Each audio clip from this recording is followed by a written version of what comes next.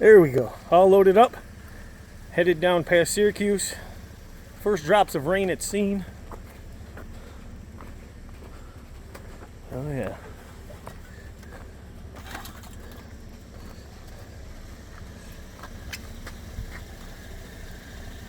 There it is. Let's check this thing out. Very cool. What do you think, Scott? Yeah, it's nice. This is the trade. We're just waiting on him to get here right now.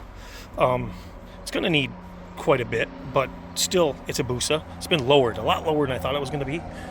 We'll have to figure that out, find a front fender for it.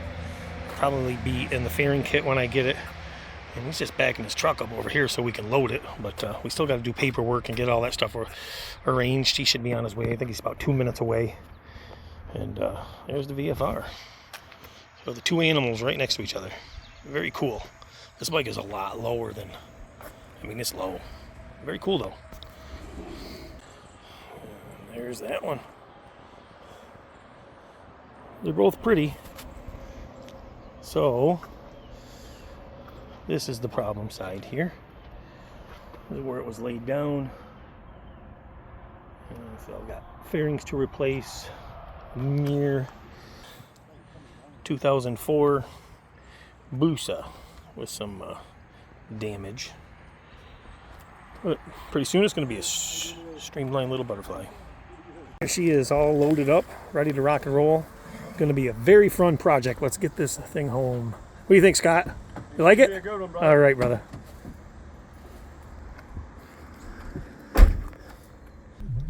There we go.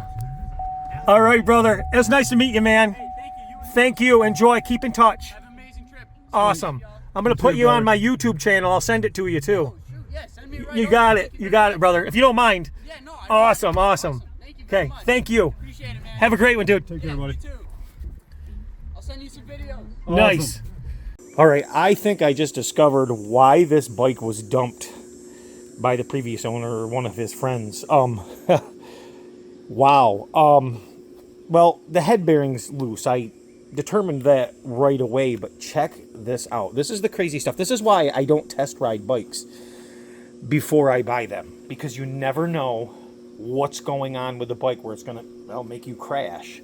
So as long as they run good and it shifts through the gears and everything is good mechanically like that, we want to make sure that we're not going to die. So I like to go through everything when I get back. So check this out. This is the bike that we're going to be bringing back to 100%. So I just broke loose the nut here, which was torqued down correctly. But watch this. You ready?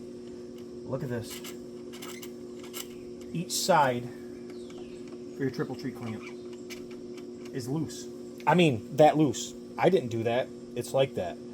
So I got the front end up in the air right now, all the pressure off the front end. So I'm gonna tighten up the bearings here and see what we can do there. I'm gonna back this nut off. I mean, honestly, probably, yeah.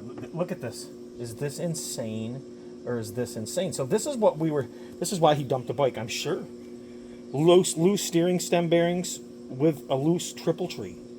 That is insanity. So let me address this, and hopefully the bearings aren't shot, and I'll be right back and let you know. You get an idea right here. This is how loose this is. Look at this. See that? So that explains a lot of the clunking in the front end. That with loose bearings, whoo, that's a disaster waiting to happen. And there's other things too. We'll get to that in a second. Okay, so we have steering stem bearings tightened. Now we're gonna. That's how loose these were. I haven't touched these. I didn't even loosen them up anymore. That's how loose they were. Unbelievable. And somebody swapped out the triple tree up top, the upper anyhow, because they used to, it should say limited edition on it, or limited, but very odd how that can go unnoticed. So that makes me, I gotta check every nut and bolt on this bike. That makes me very leery. That's insane. And these don't loosen up, so when they're tight and even snug, they don't back out.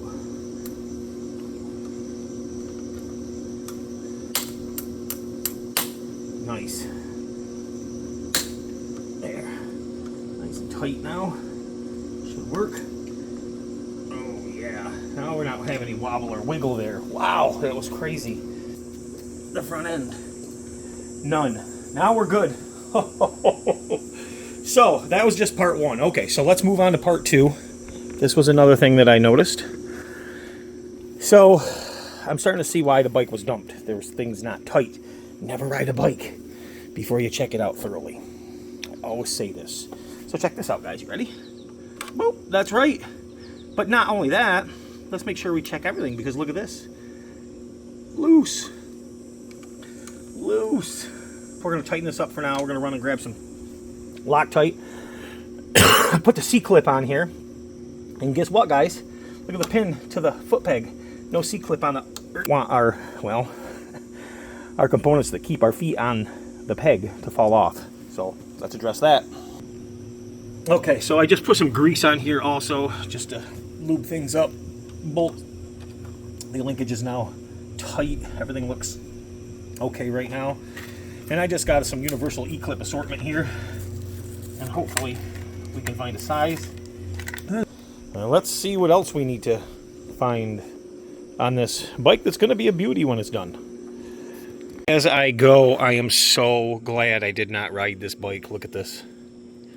That's right. Back and forth playing the rear sprocket. Rear wheel's not tight. There's no pressure against the sprocket. Wow. Either that or bad bearings. But there's a lot of reasons that told me not to ride this bike, and I didn't. Wow. Unbelievable. Wait, watch this. You ready? Let's see if we can get in here. Look at this. Crazy. Whew. Okay, another.